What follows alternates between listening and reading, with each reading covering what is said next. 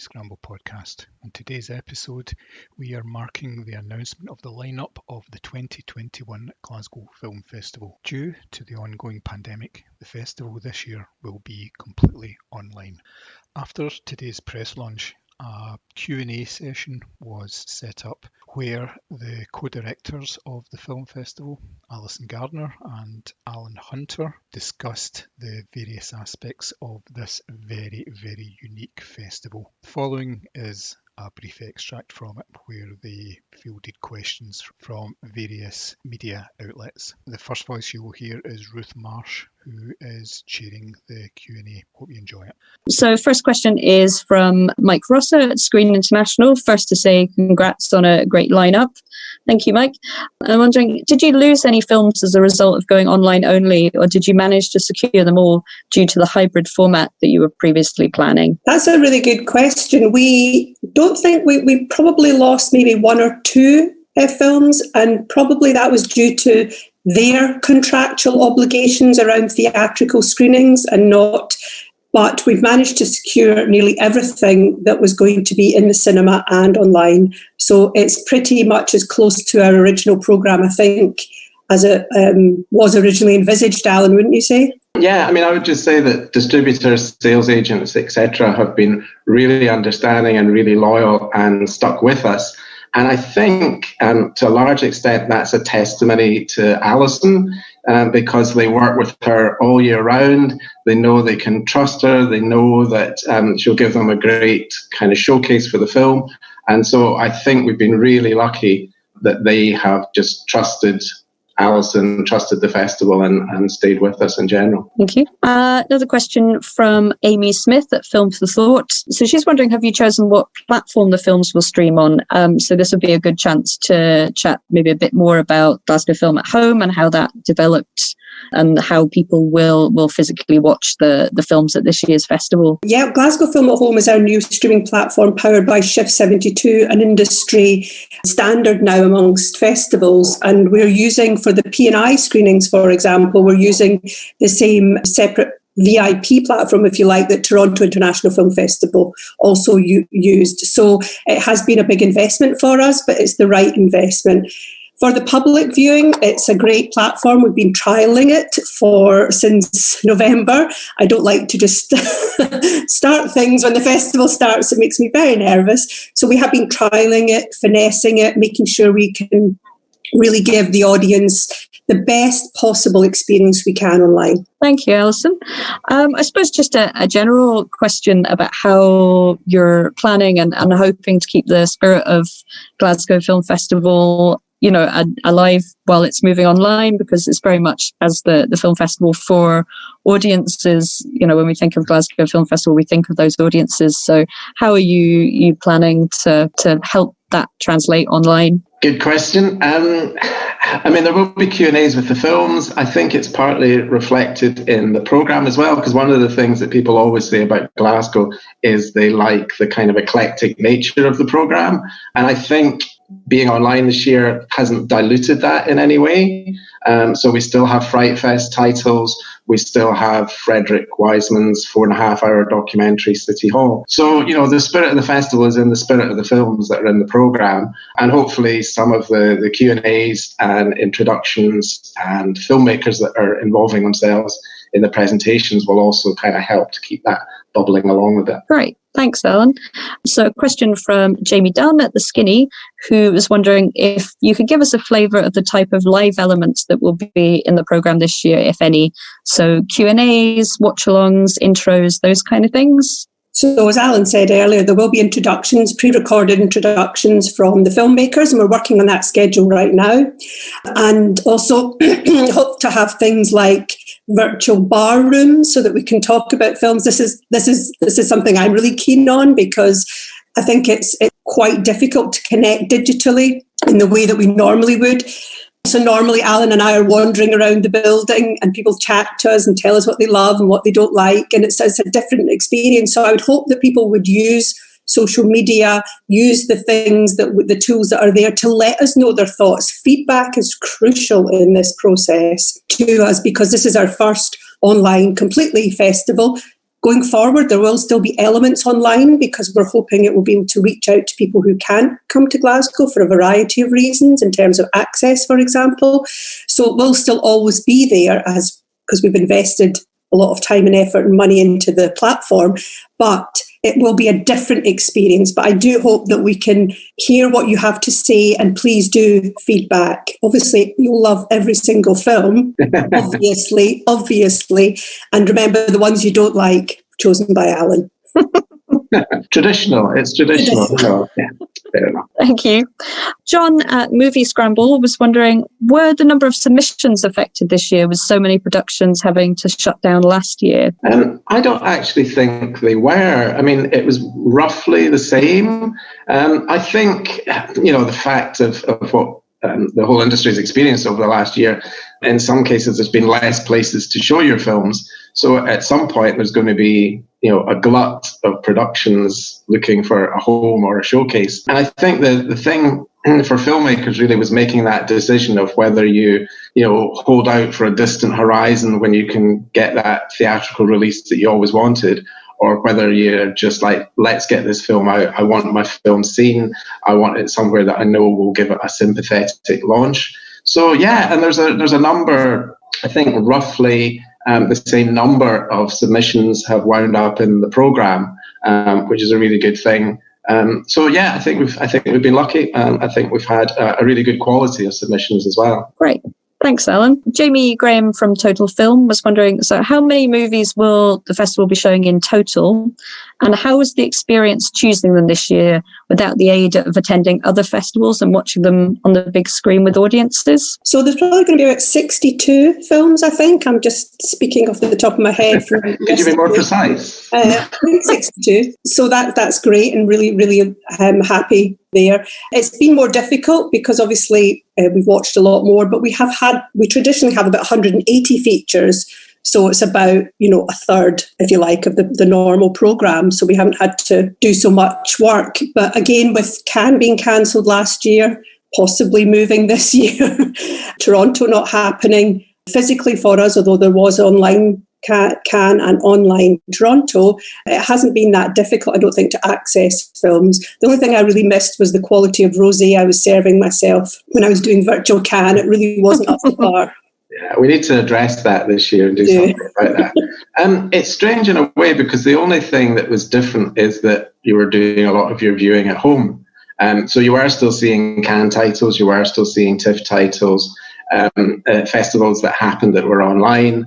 And in that respect of it being a smaller programme, then I think you just had to think even harder. Do I really, really like this? Do I really feel there's something exciting about this film?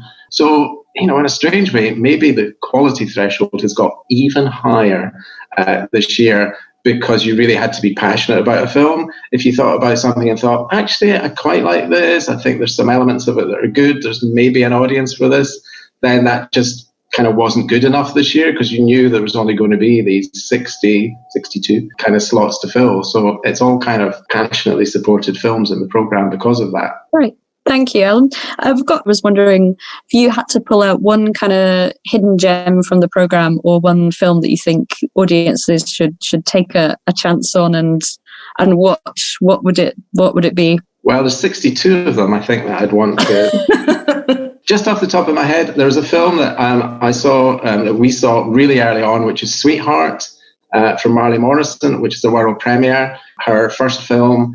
And it's a coming-of-age teenage girl on a family holiday where she really doesn't want to be there. All the conflicts with her family, her kind of working out her sexuality. And it's just fresh and funny and British and just full of promise from both the actor and the director. So I would give Sweetheart a rousing endorsement. Thank you, Alison. I would say Riders of Justice, because Mads Mikkelsen has possibly the best beard ever in this. Really? And it's, sorry, Alan. And it's quite violent, but super funny as well. And it was one of the films I was like, watching and like with my headphones on and guffawing out loud so much. My husband was coming through saying, "What's so funny?" And I was like, "Nothing to do with you. It's private festival business." So there's a question from Jenny Kermode in the Q&A. She's asking, how did we aim to maintain a Glaswegian flavour in the festival under these different circumstances? I think, Jenny, once again, what Alan would say as well as myself is we just tried to maintain the same programming ethos of quality films, diversity across the board, making sure that we had films from across the world. For example, so we've got a South Korean focus.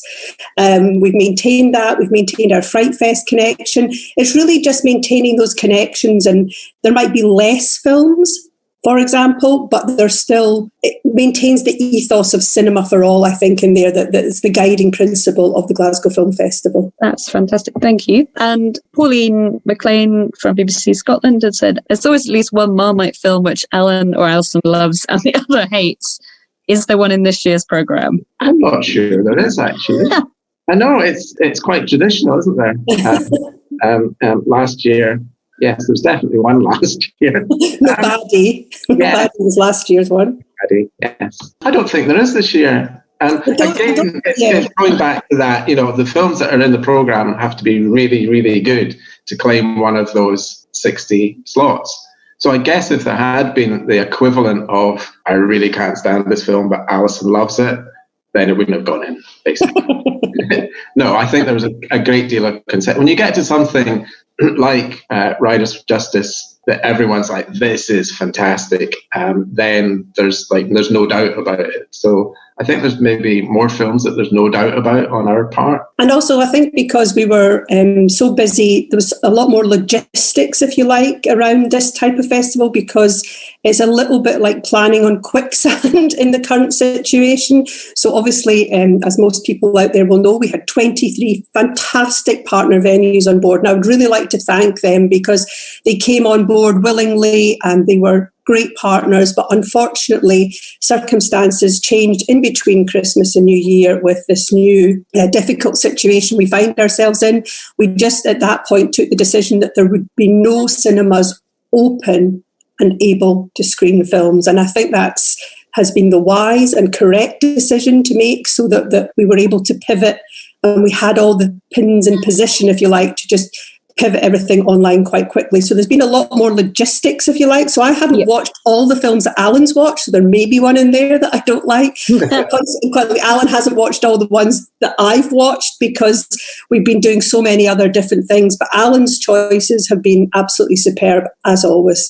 I take my hat off to his curatorial excellence. Silver-tongued charmer that you are. A question from Lindsay from Radio Clyde News, which leads on to from what you were just saying there, which is a tough one to sum up, she's sure, but just how difficult a year has it been for the film industry, and why is it so important to you to make sure that GFF still went ahead? There was no doubt that GFF was going to go ahead. I'll let Alan pick up on that. I was just going to say that obviously it's been, as they say, hugely challenging for all aspects of the industry. But the thing with Glasgow this year is to look at the circumstances you're in and find the positives out of that and the opportunities, and the fact that we are going to be online, that there is a digital platform. We kind of embrace as an idea, well, here's a chance for people that for whatever reason maybe can't physically come to Glasgow in a normal year to get a taste of the festival, to experience the festival.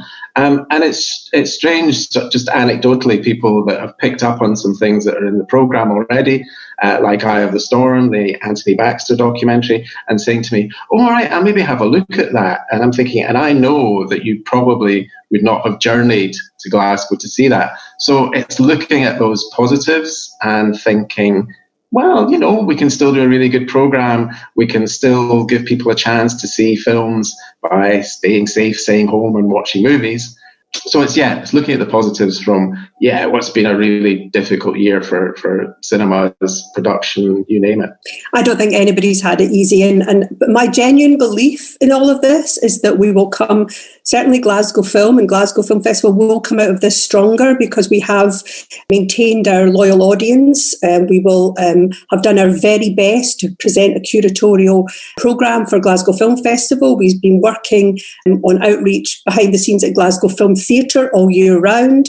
We have at Glasgow Film maintained all our staff, just something that is really important to us.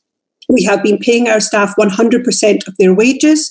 For our front of house operatives, we have been paying those front of house operatives their contracted hours. We have no 0-hour contracts at GFT, plus a percentage of overtime based on what they had earned last year. So I think it's really important that you treat people well.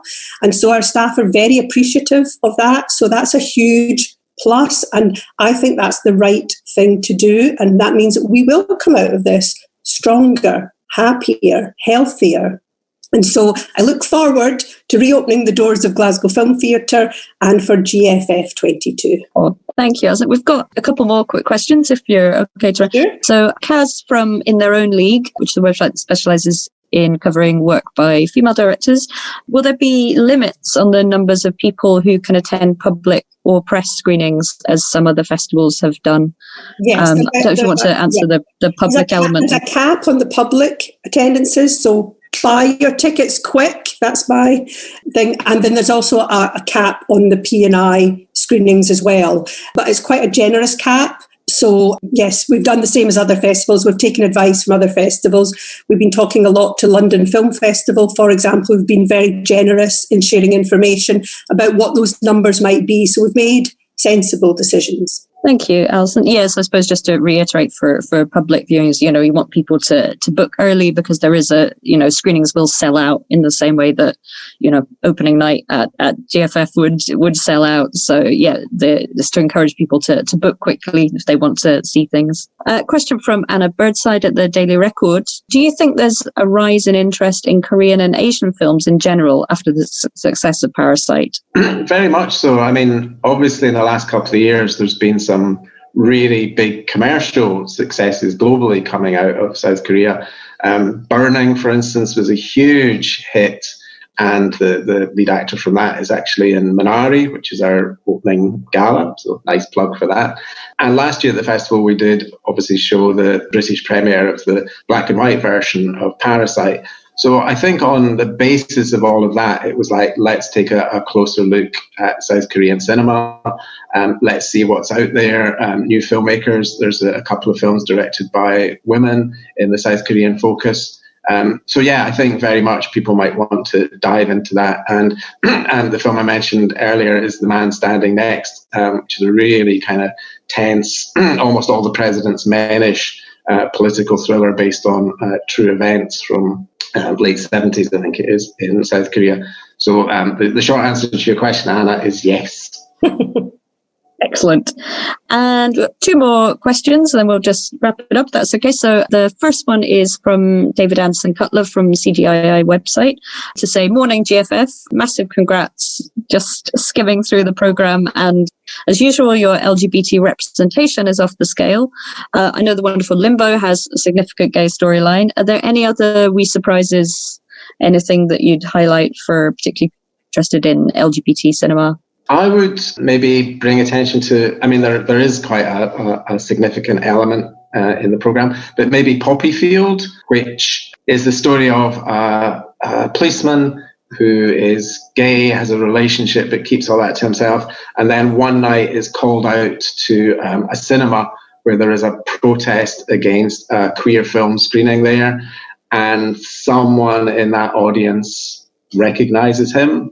And it just sets off this huge dilemma for him being closeted at work, being out privately. I think there's a lot of interesting elements in that. And again, Sweetheart, I don't know if I've mentioned Sweetheart really, people might want to see. And Steelers, the documentary on the 25th anniversary of the first gay rugby team.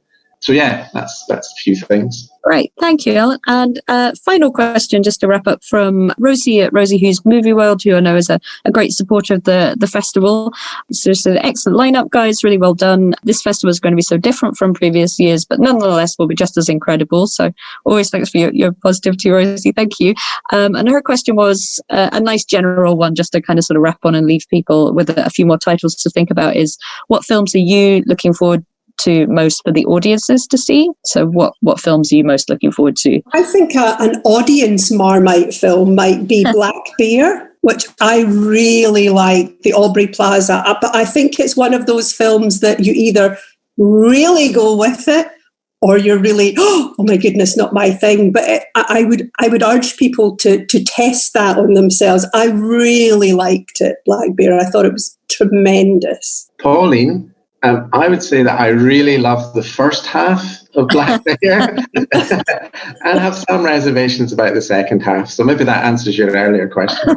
I really can't wait for audiences to finally see Limbo, the Scottish film, which is just terrific. And it was my kind of film of the year for 2020. Filmed in Uist, Syrian refugee, asylum seeker, and the life that he has there whilst waiting for his application to be processed. And it's just, it looks beautiful. It's a film that kind of breaks your heart and then puts it back together again. And it's Scottish way. So yeah, I can't wait. I think audiences will love that film. I would also add in Under Gods, The Toll, The Mauritanian. I think, You're just going to say all 62 films. No. But also Creation Stories as well is very particularly Scottish. So I think that we've got a good balance there. There's a tremendous amount of Scottish talent in there, so that's great that we're supporting as always. But I think that really, in amongst a smaller programme, it's still got the same breadth of something for everyone. Right. Thank you. Well, thank you both so much. And we will see you at Glasgow Film Festival 2021. Cheers. Thank you, everyone. Bye-bye. Bye. Bye.